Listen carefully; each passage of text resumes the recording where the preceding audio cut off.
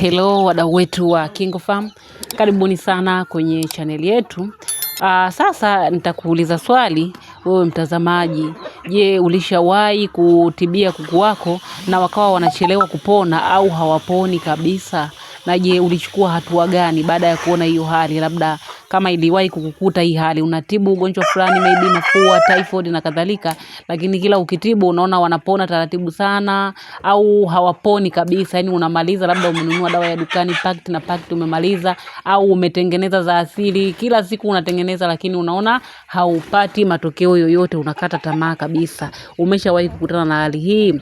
Sasa kama ulishawahi kukutana na hii changamoto, nitaomba leo hii unisikilize mpaka mwisho ili ujue ni kwa nini kuku wako ulikuwa unawatibia kwa dawa, inaweza kuwa ya dukani au ya asili au zote kwa pamoja, lakini haukuona matokeo, walikuwa hawaponi au walikuwa wanachelewa kupona. Sasa tuanze na sababu ya kwanza ambayo pia unaweza ukawa haujui mpaka unatibu kuku wako haujui.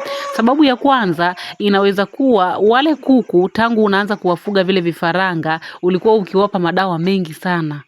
Sana madawa ya dukani huwa yana tabia ya kuwatengeneza usugu. Yani kuku hajaumwa, kifaranga hapo nazungumzia kifaranga hajaumwa, ulishaanza kumpa labda Tylodox, sijui Endrovet. Ukimuuliza mfugaji anasema nawapa kwa ajili ya kuwakinga na mafua. Zile ni antibiotic ambazo ni kali sana. Sasa unapompa yule kifaranga halafu hana ugonjwa huo, kwa hiyo unamtengenezea usugu. Kwa hiyo hata ikafika siku akaumwa ukampa ile dawa kama tiba, hawezi kupona. Hapa kwa wafugaji wengi sana wa vifaranga huwa wanakosea. Vifaranga wale wadogo kabisa huwa wanakuwa na dawa zao maalumu. Wana dawa zao ambazo wao wanazitumia, kwa mfano wao wenye siku moja na kuendelea, kwa ajili ya kuwakinga na magonjwa mbalimbali. Wana dawa zao. Usianze kutumia sijui Tylodox, Amplolium, sijui vitu gani kwa ajili ya kuwakinga, hapana. Siku atakapoumwa ugonjwa ambao inatakiwa hiyo dawa ndio imtibie, yule atakuwa hasikii dawa. Hapo anaweza akawa tayari ni kuku mkubwa au bado ni kifaranga, lakini atakuwa hasikii kabisa dawa kwa sababu mwili wake ulishatengeneza usugu wa hiyo dawa. Kwa hiyo pia huwa ni sababu ambayo inaweza kuwa wewe mfugaji ukawa hauelewi. Kama haujui kufuga vifaranga, ndugu yangu, tunakushauri ujiunge na kundi letu. Lile kundi la mafunzo ya ufugaji ambalo ada yake ni shilingi 8,000 kwa muda wa miezi 2. Tukuelekeze ni antibiotic gani ambazo zinafaa kwa kutumia kwa vifaranga, au ni michanganyo gani ya asili ambayo inafaa kwa kuwafugia vifaranga ili wasipatwe na magonjwa, au pia kama ni antibiotic ili uweze kuwaboost, kama ni antibiotic ambazo zinakuwa na vitamin ili uweze kuwaboost au kuwakinga na magonjwa mbalimbali. Jiunge tu na ili kundi kwa kulipia ada 8,000. Tutakufundisha vizuri kabisa uleaji wa vifaranga. Na hiyo ada yako ya 8,000 itadumu kwa muda wa miezi 2. Utaweza kuwa unauliza maswali na unajibiwa, lakini pia utapewa elimu kwenye lile kundi la WhatsApp. Hiyo ni sababu mojawapo pia ambayo huwa inasababisha kuku wako wasiwe wanasikia dawa pale unapokuwa unawatibu. Utawatibu na utaona hawaponi kabisa. Lakini sababu ya pili ambayo inaweza kusababisha kuku wako wasipone ni vipimo ambavyo unavitumia kwenye ile dawa. Inaweza ikawa dawa inakutaka labda uweke ml 5, wewe ukawa unaweka ml 2. Na pale kwenye hizo dawa za dukani ukiangalia maandishi yale yameandikwa kwa Kiingereza na vipimo kila kitu vimeandikwa kwa Kiingereza. Kwa bahati mbaya inaweza ikatokea mtu akawa hajui labda kuvielewa vile vipimo, akawa anakosea, anazidisha dawa. Ukizidisha dawa impact yake utaiona, watakuwa wanakufa.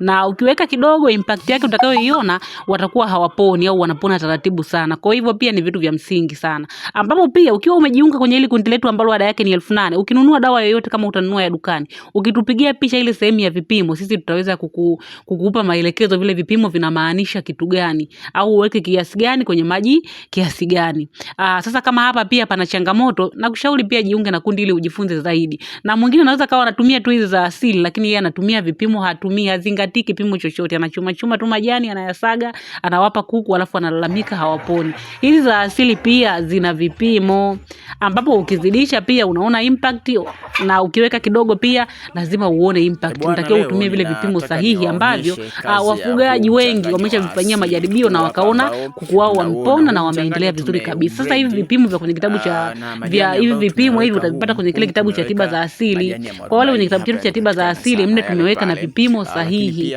ambavyo ukimpa kuku lazima akupe matokeo mazuri. Hawezi kukupa athari ya kuzidisha dawa au kuwa dawa ile imepungua. Hiki kitabu ni 10,000 tu. Ukilipia sisi tunakutumia WhatsApp, unasoma vile vipimo. Na hata ukitumia vile vipimo na kuku wako wasipone, ukarudi tena ukatutafuta, tutakuuliza maswali alafu tutajua ni sehemu gani unakosea na tufanye kitu gani ili tu kuhakikisha kuku wako wanaendelea vizuri kabisa.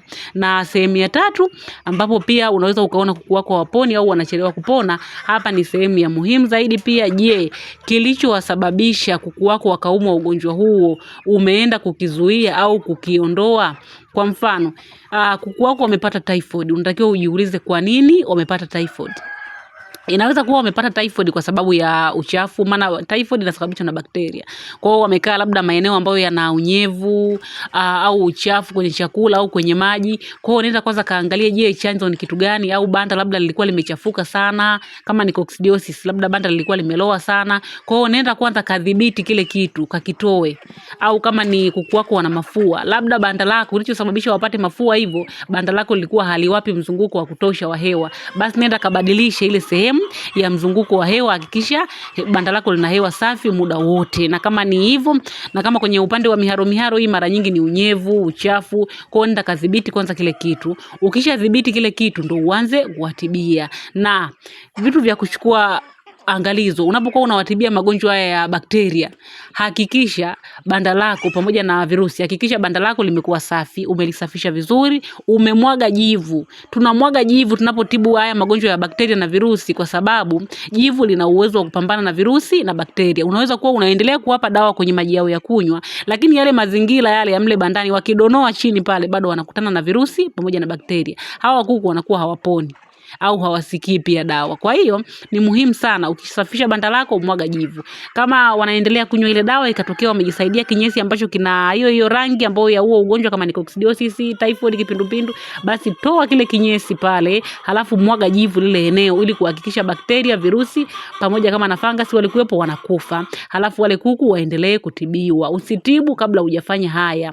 Lakini pia kama ni mafua, anza kwa kubadilisha banda. Kama shida ni banda, hewa haipo ya kutosha, basi rekebisha hiyo miundombinu ya hewa ya banda lenye hewa, halafu endelea kuwatibia. Hapo ndo utaweza kuona matokeo mazuri. Kwa hiyo vitu vyote ukavizingatia vizuri kabisa, halafu ukaja kuwatibia kuku wako, utaona matokeo. Na kwa wale ambao wapo kwenye kundi, tukikupa maelekezo ya dawa ukatumia, halafu tukaona haupati matokeo, huwa tunakwambia utume picha ya banda kwa ajili ya kuangalia vitu kama hivyo ili tuone kuna sehemu kuna shida. Na watu wengi sana pia huwa tunabaini hiyo changamoto. Umempa dawa vizuri tu lakini anakuambia bado hawaponi.